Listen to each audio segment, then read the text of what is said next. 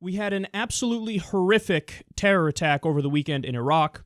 The BBC reports here at least 125 people have been killed and about 150 injured in an explosion claimed by the so-called Islamic State group in Baghdad, Iraqi police say. A car bomb exploded on a busy street in the Karrada district late on Saturday. The mainly Shia area was busy with shoppers late at night because it is the holy month of Ramadan. So among the dead are at least 15 children and 6 police officers. This attack comes just a little while after Iraqi forces recaptured Fallujah from ISIS.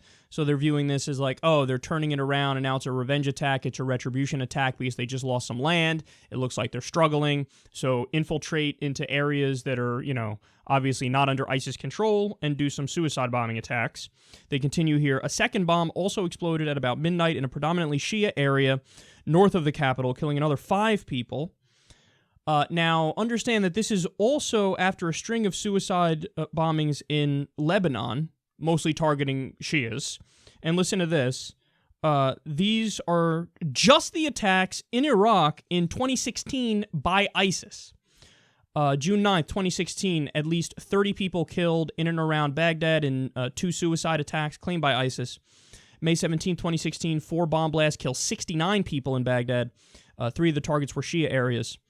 May 11, 2016, car bombs in Baghdad kill 93 people, including 64 in Market in a Shia district, in the Shia district of Sadr City.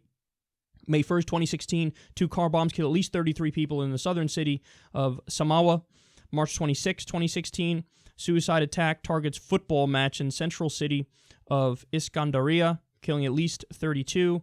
March 6, 2016, fuel tanker blown up at checkpoint near central city of Hilla, killing 47.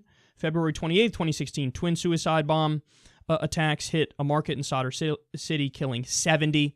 So what do almost all of the victims have in common here? They're Shia. What do all of the perpetrators have in common? They're with ISIS.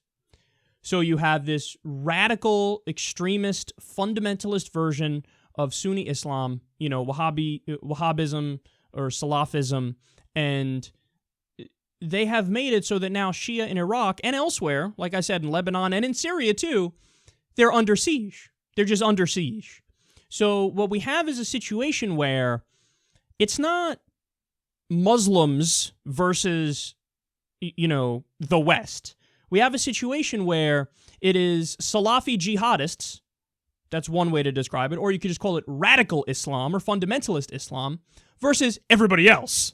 So you have, the Salafi jihadists just butchering Shia left and right, and they hate them just as much as they hate Westerners.